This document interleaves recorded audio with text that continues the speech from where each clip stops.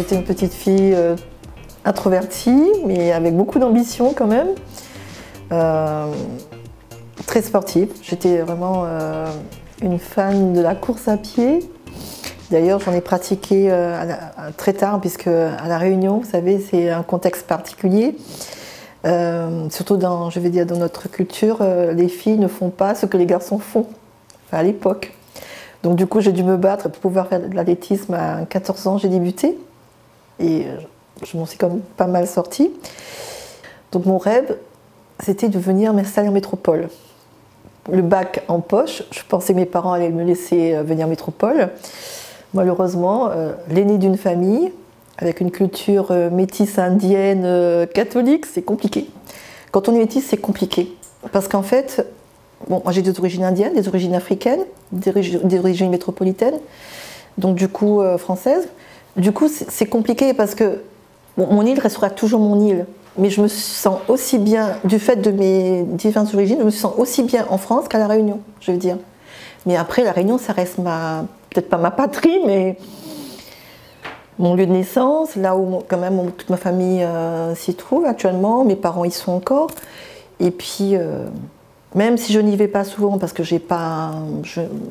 mon emploi du temps ne me permet pas en fait, mais ça reste mon île. Je veux dire, mon île, ça reste mon île, mais je me sens aussi bien à La Réunion qu'en métropole en fait.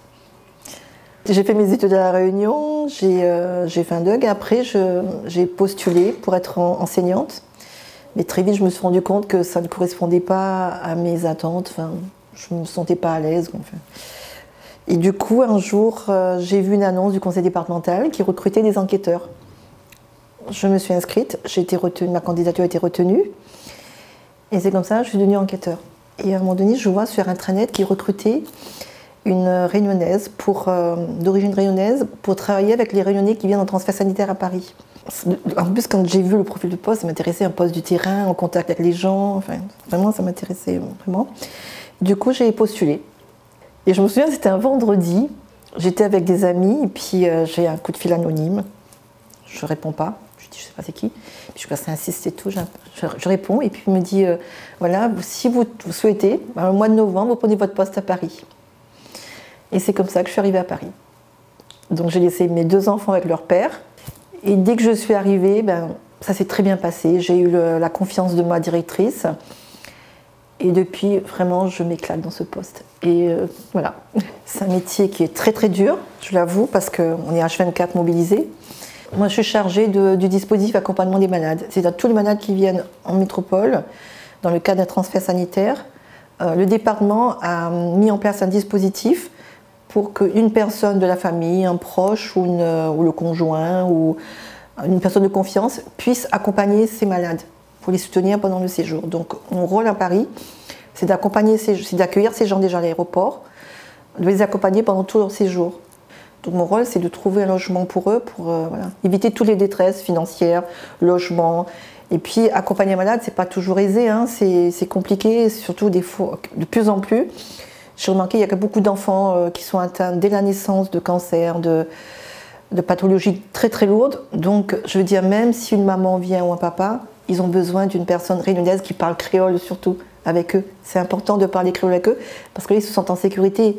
Ils peuvent m'appeler à n'importe quel moment, je suis là. Donc mon rôle, c'est ça en fait, accompagner ces familles de façon que le séjour se passe le mieux possible et voilà, et les aider dans leurs difficultés qui vont se présenter à Paris en fait. Très humain, ça demande beaucoup d'empathie et il y a beaucoup d'abnégation aussi. Et surtout, je veux dire, on oublie de s'oublier souvent. Parce que moi, j'ai pas de fête des mères, j'ai pas de Noël, je peux pas prévoir. Ma soeur est arrivée une fois, elle me dit « Non, arrête là, on va en Italie une semaine. » Je dis « Non, je peux pas. » On est parti un week-end. Mais c'est vrai que, vous savez, c'est compliqué, les gens ne comprennent pas mon investissement en fait. Quand on est sur un dispositif comme ça, il y a un engagement derrière. Donc on ne peut pas se permettre de laisser les gens dans leurs difficultés et partir en vacances. Après, je vous dis, c'est un choix que je fais, je l'assume. Voilà, donc même si je n'en parle pas, même si je dis rien, je veux dire, c'est parce que ça me plaît en fait. C'est ma raison de vivre, en guillemets, quoi.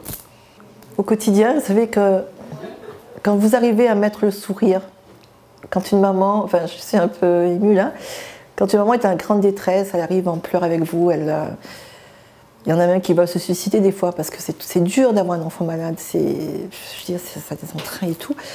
Donc quand vous arrivez à mettre un sourire sur le visage d'une maman ou d'un papa, ou d'une personne quelconque, je veux dire de la famille, c'est énorme, hein, c'est énorme. L'essentiel, c'est que la famille soit bien, quoi, en fait.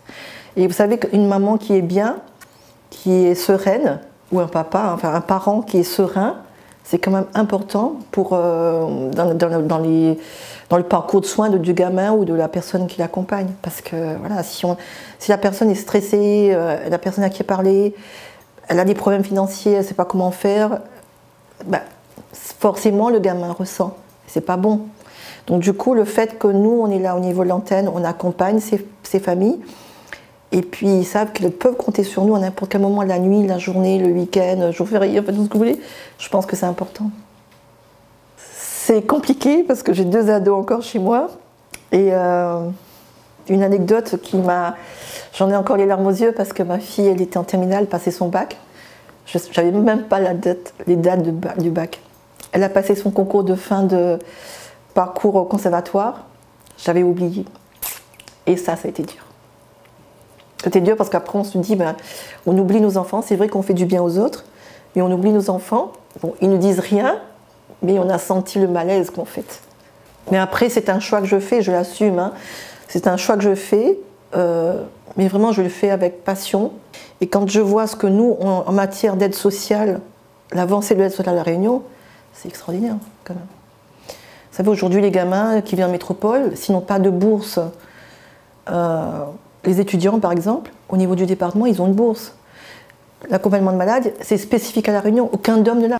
Ben, le plus fier, je pense que c'est mes enfants quand même. Comme je vous dis, hein, ma fille, elle a fait tout le confinement toute seule. Elle a fait à manger pour son frère. Elle préparait son bac en même temps.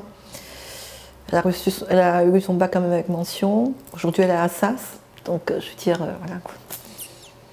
Et puis j'ai un fils qui est officier aussi il était dans le GIGN, maintenant il a changé.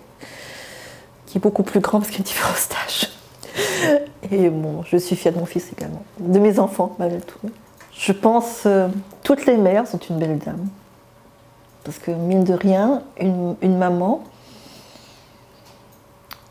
a quand même beaucoup. Les missions sont quand même variées, diverses. Et non, pour moi, une belle dame. Toutes les mamans sont une belle dame.